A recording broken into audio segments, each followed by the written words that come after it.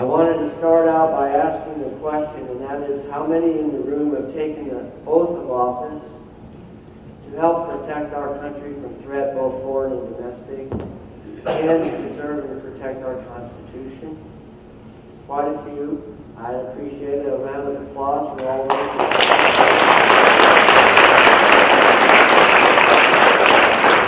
And though I can't see very clearly out in the audience, if those of you who did raise your hand, some of you may not be still active duty. You may be retired.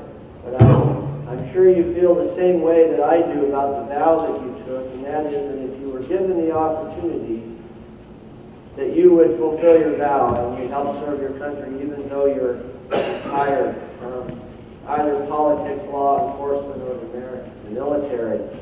And I feel the same way, friends. I grew up as the son of an Iowa farm boy who taught me to always be honest, never lie, and dispense with the ceremony, stop whining and get to work. That's the way I grew up. I'm a Midwest farmer's son. And I took that approach in the work that I did first as an entomologist, a field agricultural scientist. I went to school at the University of California at Davis, undergraduate, and then University of California at Riverside for graduate work, and ended up traveling all over the world as a field agricultural scientist. But I had a particular interest in the Middle East. I had a particular interest in the languages of the Middle East, mainly Arabic and Hebrew. And I also loved history. So all my life I grew up studying this area of the world, putting the pieces of the puzzle together, working there as a field agricultural scientist, as a guest of governments, and we're given the tour from top to bottom and side to side of countries in the Middle East that are in the news now every single day. And of course, living in that part of the world, I saw the ideology, the theology of a religion we call Islam, up close and personal, with no varnish, no one looking over the shoulder.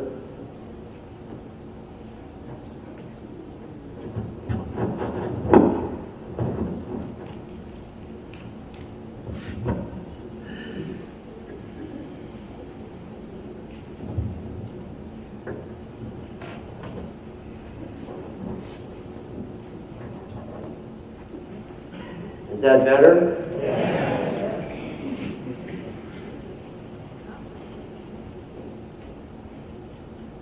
So I saw the cultures of the Middle East up close and personal as an invited guest of the government of these different countries who was there to help them find ways for farmers to reduce pesticide use and use what we call biological control. I also studied ants, was one of my specialties within entomology. And of course, you know, ants are social creatures. So a lot of what I ended up doing in the counterterrorism arena, I learned to observe carefully behavior and pay attention to detail. Those are the two main qualities of a good field agricultural entomologist: careful attention to detail and observation of behavior. And it's also two of the qualities of a good counterintelligence officer as well, or a counterterrorism specialist. I studied the strategy and the tactics of the global Islamic movement and of the Quranic concept of war. There is a particular book by a man named Malik from Pakistan who wrote a book called Quranic Concept of War. There really is a Quranic concept of war. It's very detailed. It's woven through the fabric of the Quran. It's inescapable. All you really have to do is read the source commentaries of experts for the last 1,400 years, and you see there is a unified strategy and tactic authorized by the Quran for the one sole purpose of implementing Sharia, that is the law of Islam, throughout the entire world, which is taken directly from Quran chapter 2, verse 191. And of virtually all the fatwas that have been issued in the last few years by prominent leaders of global Islamic movement groups, They invariably cite the exact same passage from the Quran, which is chapter 2, verse 191 through 193, that the deen, which is the Arabic word for the religion or the law, means the same thing, by the way, of Allah will prevail in the earth. And in order to accomplish that goal, the Quran authorizes the use of what I call operative verbs, such as one we've all heard, which is jihad, which occurs 40 times in the Quran. But there are two other verbs that occur 4 times more frequently in the Quran than the commonly heard verb for warfare, which we hear of, jihad, which is qatl, and also kharaj. One means to slaughter, and one means to push away violently. Those occur 4 times more frequently in the Quran than the verb jihad itself. And these are what I call operative verbs that are catalyzed by what the Quran characterizes as resistance or opposition, also known as oppression. That verb, that concept is called fitna. And so in any place, at any time, any government, any ethnic group attempts to resist the implementation of Sharia law in their area, they are guilty of a Quranic or a Sharia crime, and therefore are subject to the effects of these operative verbs that I've mentioned earlier, either jihad, qatl, or kharaj. Some of you may have wondered what the leaders of a globally designated terrorist organization might look like. In particular, I'm referring to Hamas. In fact, it's one of the only organizations that I know of that was designated twice by the U.S. government, once right after 9/11 and once a few years later. Hamas is the Muslim Brotherhood operating in Palestine. That's their formal name. Hamas in Arabic means zeal. Hamas in Hebrew means violence. Hamas is a branch of the Muslim Brotherhood operating in Palestine exactly the same way as a group like Jamaat al-Islamiyah is an armed wing of the Muslim Brotherhood operating in Egypt. And there are other armed wings that we know of that we don't realize perhaps are part of the Muslim Brotherhood. One of them is known as ISIS. Because al-Baghdadi, the leader of ISIS, was 7 years old when he began to read the writings of Sayyid Qutb and Hassan al-Banna, the two founders of the Muslim Brotherhood in Egypt in 1928. And he was a prodigy. He stayed in school, studied Islamic law, which is called fiqh, ended up gaining a PhD in Islamic jurisprudence from an Islamic university, and found himself in a leadership position during a time of great turmoil in that part of the world that he grew up, meaning Iraq. Until around 2011, 12, 13, he began to find himself in a leadership position and became the leader of the group that we now know of as ISIS. Al-Baghdadi was a sheikh of Sharia. He wasn't just an average guy, he was a prodigy, and he led this group that we still hear of in the news virtually every day. These are the leaders of Hamas. They just went to Iran to enlist the help of the Iranian regime to help face their mortal enemy, meaning Israel. And it remains to be seen now, in the days, weeks, and months ahead, exactly what agreement they did make with Iran. But Hamas is also supported by Sunni Islamic regimes and countries too, not just Iran, which is Shia.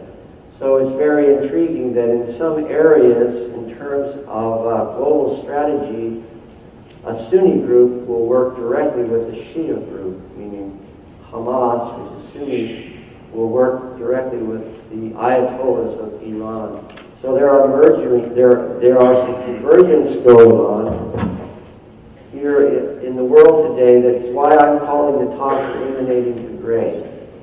The point is that what we have known up until now, from 9/11 till this very day, the 5th of November 2017, will fade away as you begin to see new expressions of the goals of the global Islamic movement operating in the world that we live in.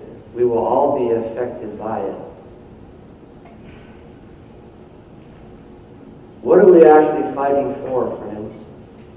Everybody would, if I asked each one of you, you would tell me something that you're fighting for.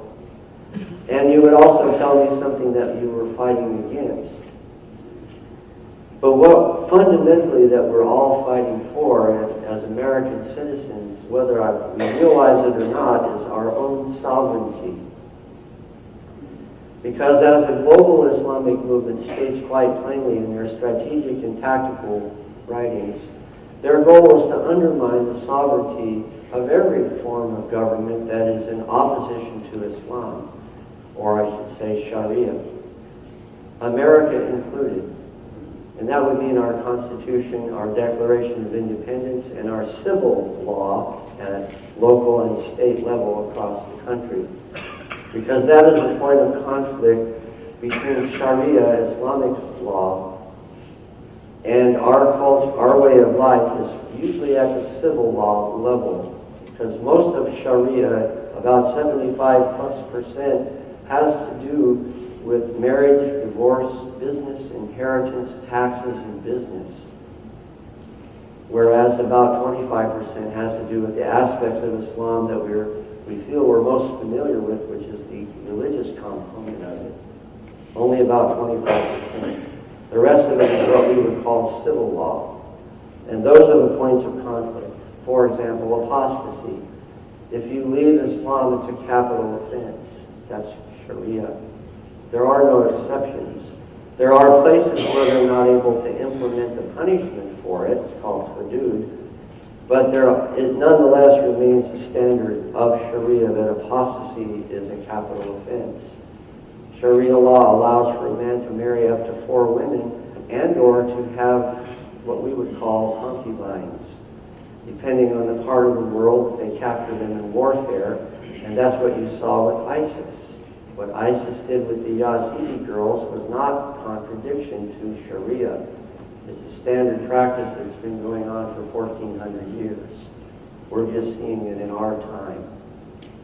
Imagine, if you will, the armies of Islam coming out of Saudi Arabia around the year 632 and conquering Damascus in 636 and then conquering Jerusalem in 638 and then conquering Cairo, modern-day Cairo, Alexandria in 642, going all the way across the continent of Africa, jumping the Straits of Gibraltar in the year 711, conquering Portugal and Spain, and then encountering Charles Martel, the Catholic king of Europe, in the plains of Tours, France, in the year 732, exactly 100 years from the date of Muhammad's passing, till they were in the middle of France.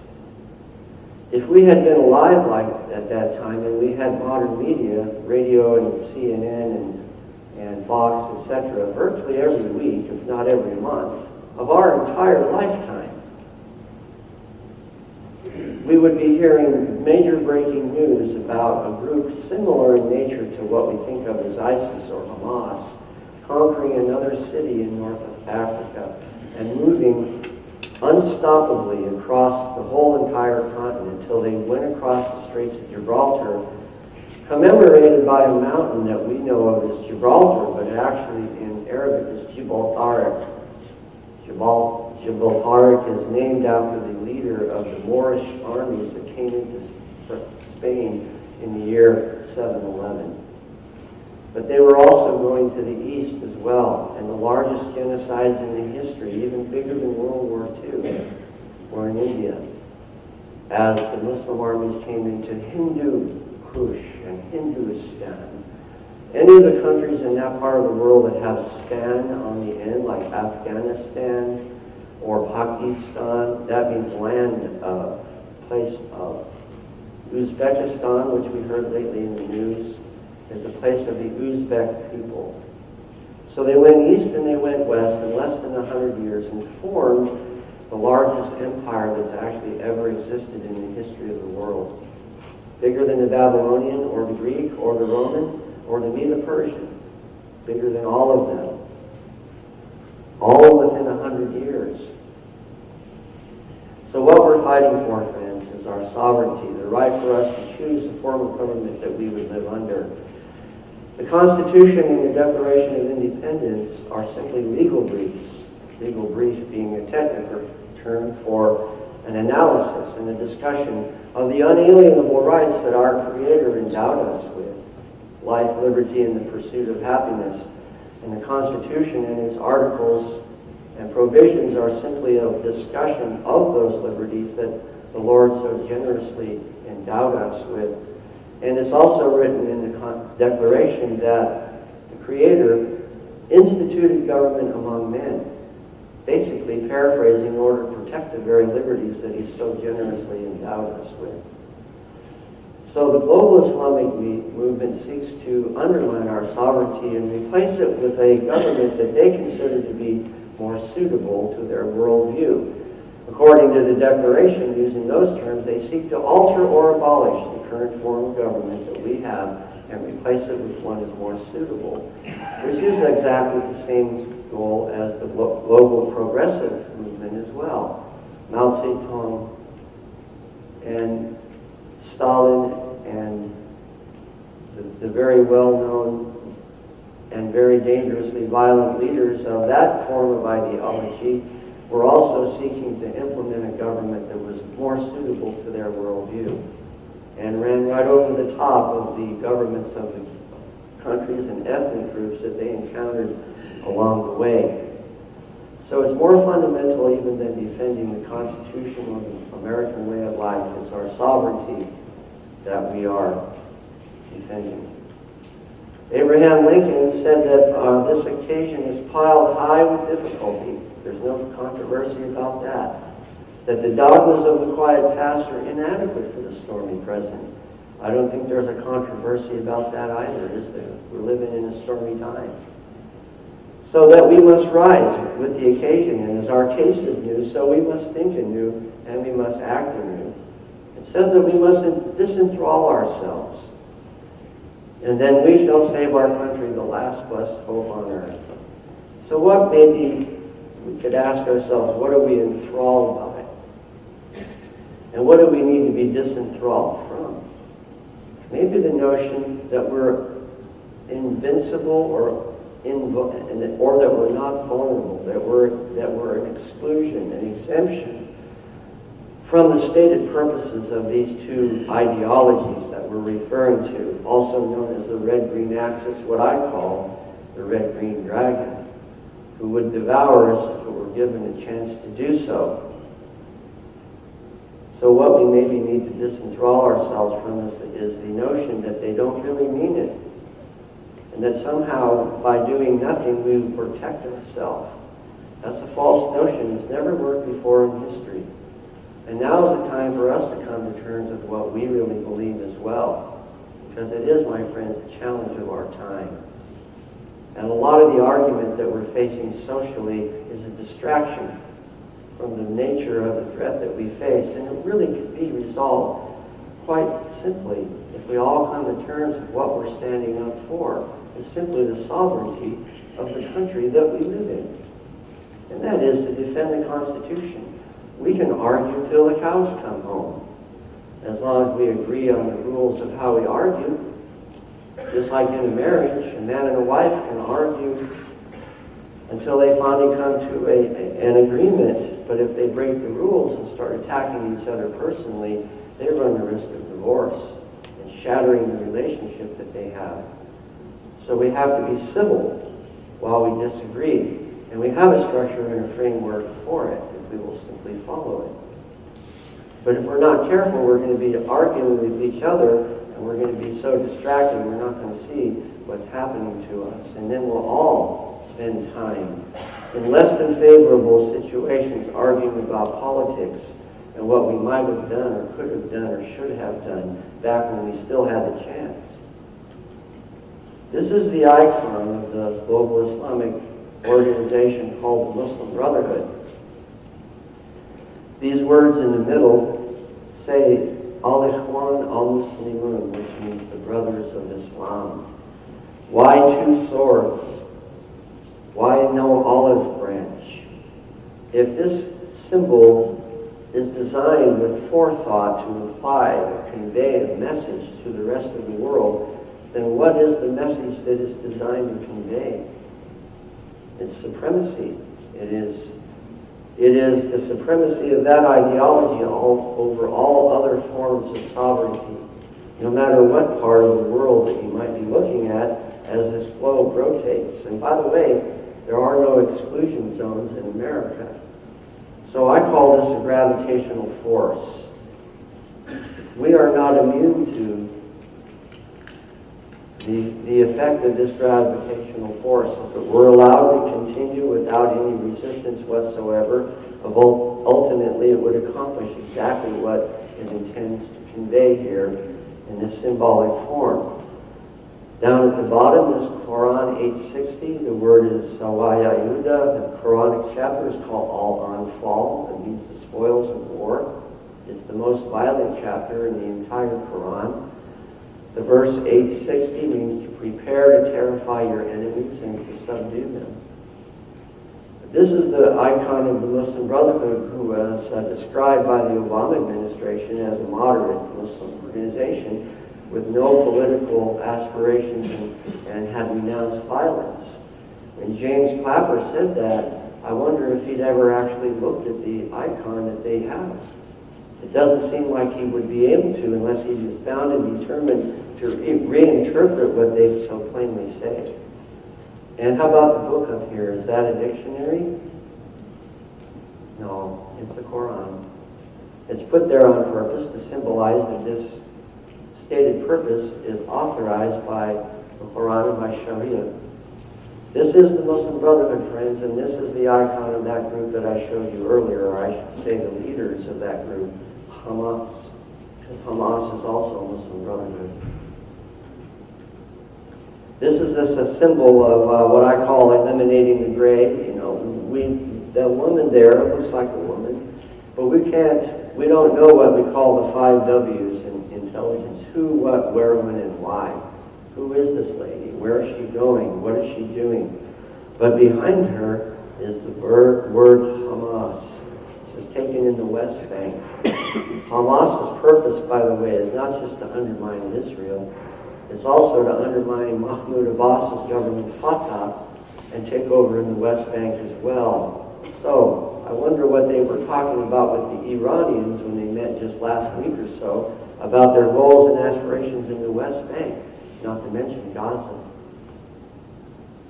So this is a bit of a mystery, which is exactly the nature of the ideology that we face. To a lot of us, Islam is a mystery, and it's hard for us to discern it.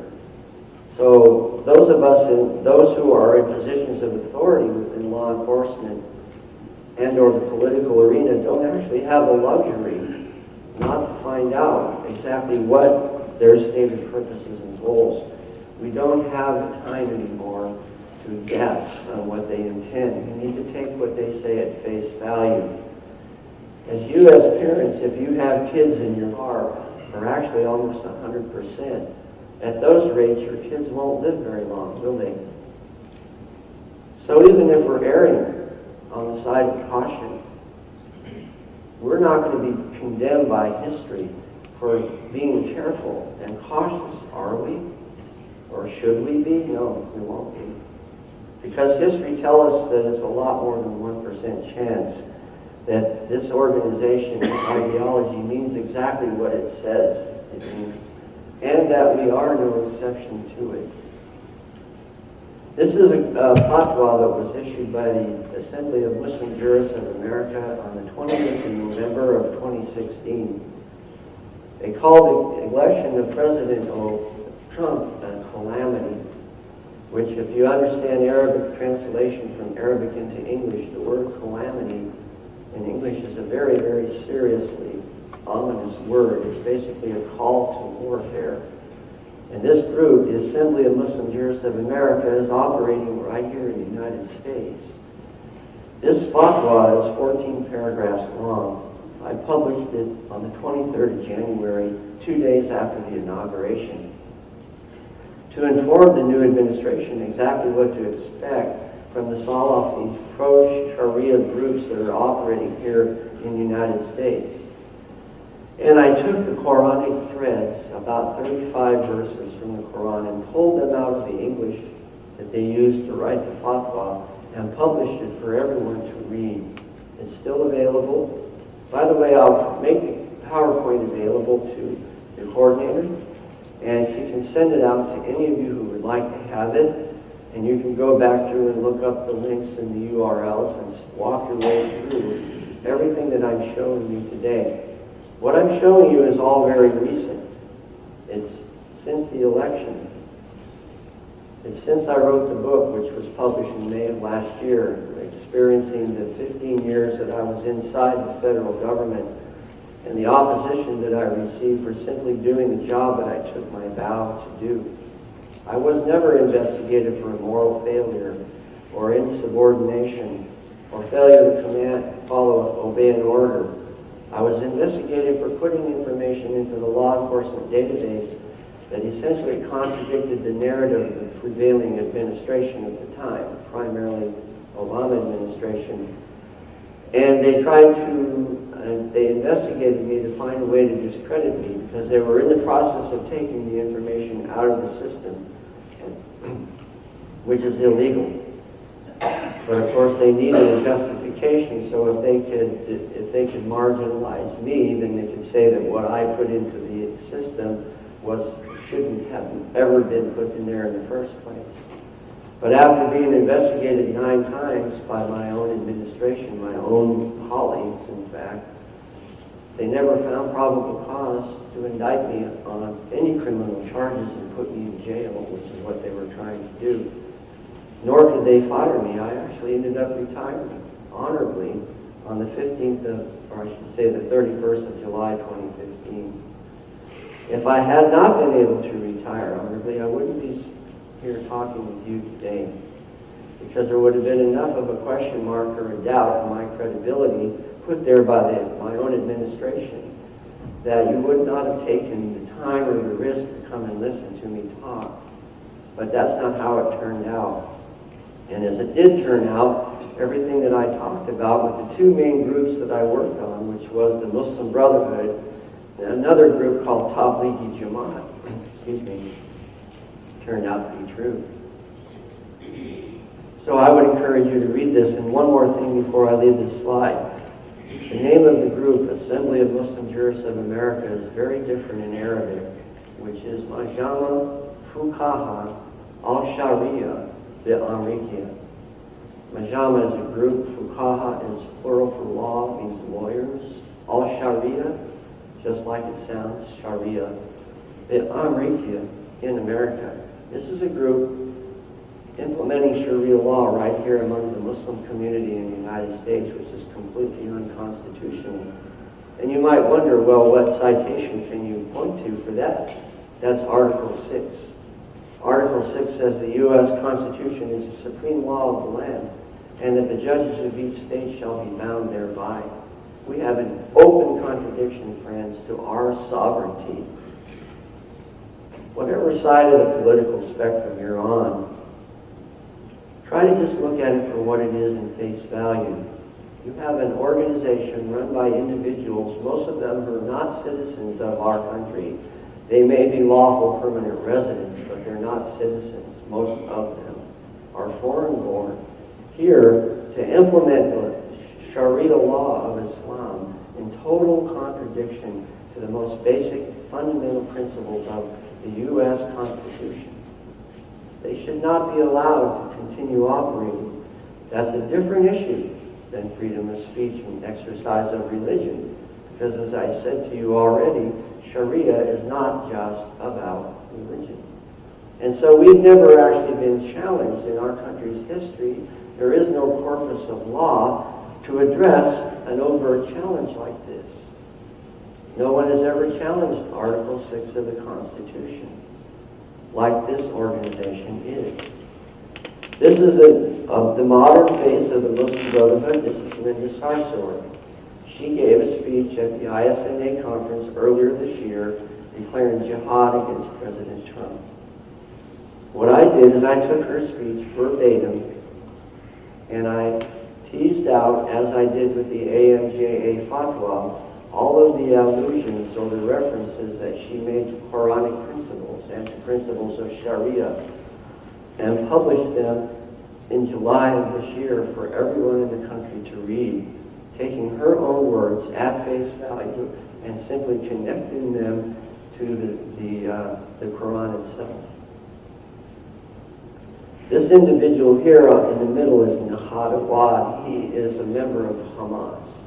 We've known it for 25 years. And this person here is Yasser Qadi.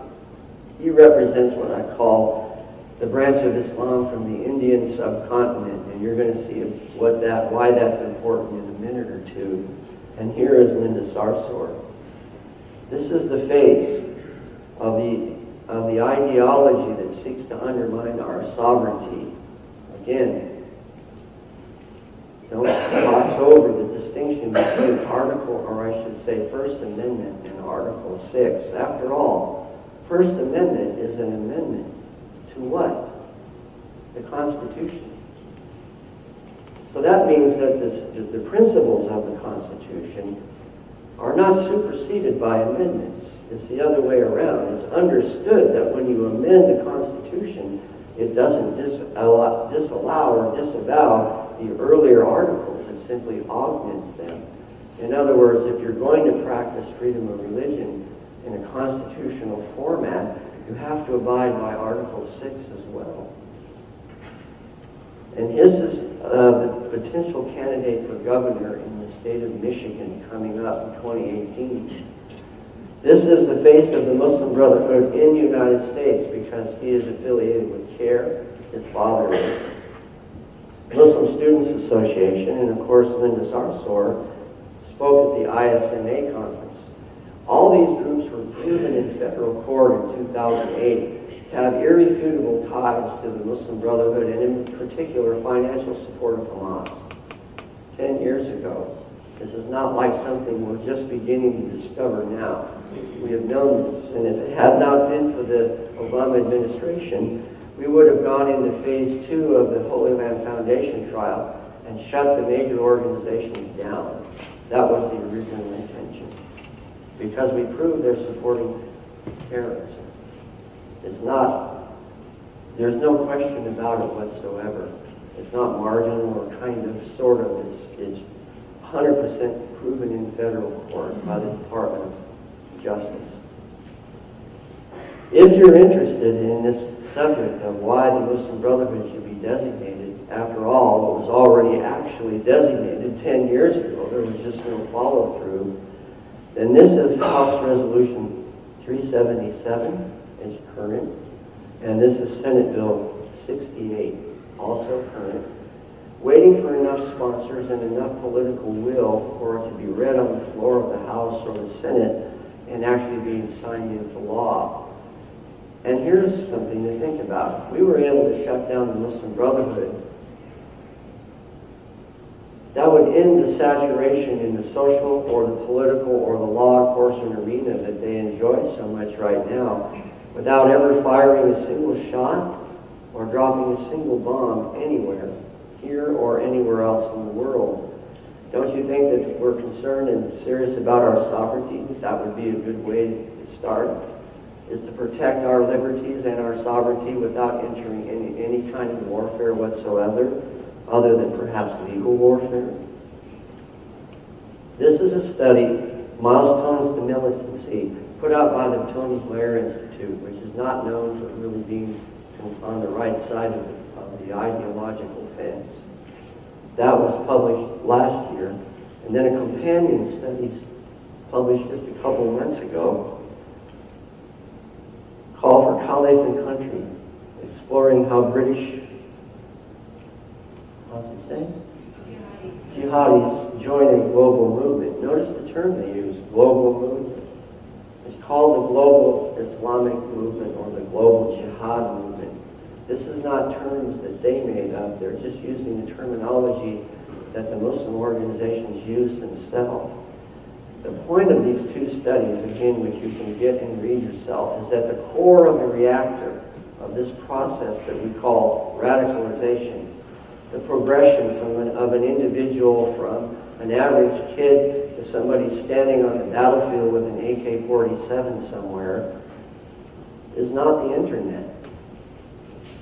The core of it, the gravitational force, is the Muslim Brotherhood and the organizations that they encourage these individuals to join and become part of.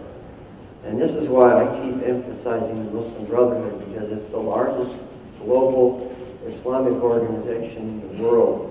And they are basically the parents of virtually every Sunni, Salafi, pro-Sharia, jihadi group operating in the world today. This is a lot of information on this slide, but up at the top, what we think of as Al-Qaeda is not really called Al-Qaeda. It's called the World Islamic Front, or it's also called the Global Jihad Front. That's what they actually call themselves. We call them Al-Qaeda, and the name's stuck in the Western media, but they don't call themselves that. And in 1998, Osama bin Laden issued a fatwa that says Al-Jihad, Al-Yahudin, Wa-Sabiliyun. That means jihad against the Jews and the Christians. Sabil means cross in Arabic. Sabiliyun are the people of the cross. So what I wanted to point out is that what we think of as Al-Qaeda was actually founded by 5 individuals, one of whom is Osama bin Laden, and his mentor, Ayman al-Zawahiri, who, as you look here, will see that he was the leader of Al-Shama al-Islamiyah. That's the Muslim Brotherhood in Egypt, a.k.a. Hamas in Palestine, the armed wing of the Muslim Brotherhood in Egypt.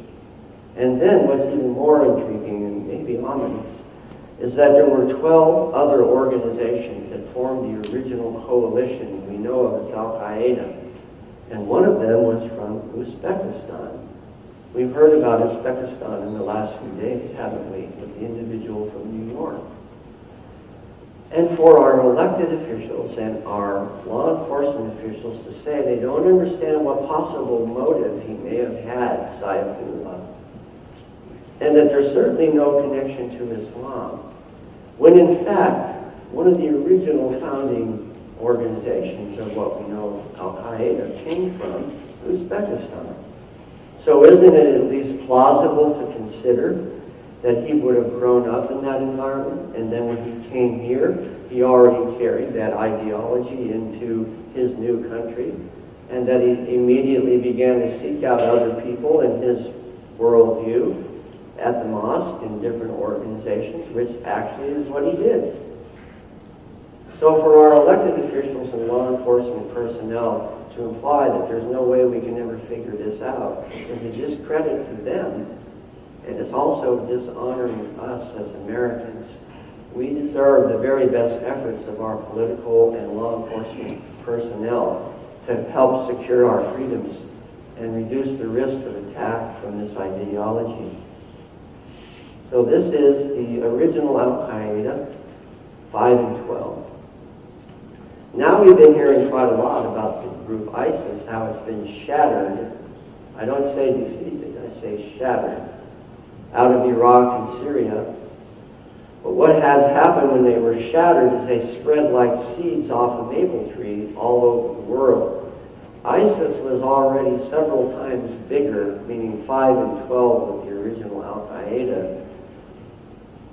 And it has about 25 to 35 different groups around the world that have pledged what is called bay'at, or allegiance, to al-Baghdadi. Remember I mentioned him earlier? And this is just some of the places where ISIS-affiliated organizations are popping up. It's bigger than the original Al-Qaeda, but now I'm going to show you the next one in this sequence. I'd like to give you a homework assignment, and that is to listen in the media, print, radio, TV, whichever, for a new group called Al-Qaeda in the Indian subcontinent. Because this is the new force of gravity that you're going to see exerting itself on the world in the next few months and years to come. Al-Qaeda in the Indian subcontinent incorporates about 250 different jihadi groups from Afghanistan, Pakistan, India, Bangladesh, and Myanmar, where the Rohingyas are. We've been hearing lately about the Rohingya people and the conflict that's going in northwest Myanmar. Well, they're actually Bangladeshis who settled in Myanmar and are trying to subvert the sovereignty of the Myanmar government and implement Sharia law, just exactly what they do in every other country that they operate in. So now you have what I call Al-Qaeda 3, for lack of a better term, and it's going to be bigger and exert more influence on our foreign policy, not to mention the domestic policy, than any of the previous two groups. And just in case you might be wondering what exactly they intend to accomplish, they provided the answer to that in this document called the Code of Conduct, which was published in June of this year. It's a 20-page briefing. It tells you exactly, in very clear terminology, what HUIS intends to accomplish. And just in a nutshell, I'll tell you that their two stated main strategic goals are A, to target Americans and Israelis everywhere in the world, and B, to undercut the governments of those 5 major nations that I just pointed out and implement Sharia law, revitalize the caliphate, which, by the way, I should mention, both ISIS, Al-Qaeda, and the Muslim Brotherhood are actually all three what are known as Islamic revival organizations. They want to revive the social structure called the caliphate in order to implement Sharia law on a global basis. Again, going back to Quran 2, verse 191 through 193. So those are the stated purposes in the Code of Conduct, which you can read. And I would suggest that you do it because we're entering into a new season, friends, when it's time to eliminate the gray. And while we argue with one another about what form of government is most suitable, while others like this group seek to alter or abolish it, let's make sure that we have our priorities in the right place so that we can preserve the liberties that allow us to actually argue with one another rather than having another form of government forced on us, which will eliminate those options in the future. So with that, I would like to thank you very much for your attention, and I think we'll do questions later, right? So, by the way, the reason I use that as optical illusion is because those lines are straight. Those lines are not crooked. And even no matter how hard you try, you can't make your eye and your brain coordinate and make those lines look straight. But if you take a ruler and hold it up to that, you will see that it actually is straight. And my point of it is, don't let your senses fool you from what you know is really right and true. Sorry about that. Oh, it's from down there. So thank you everyone for your attention.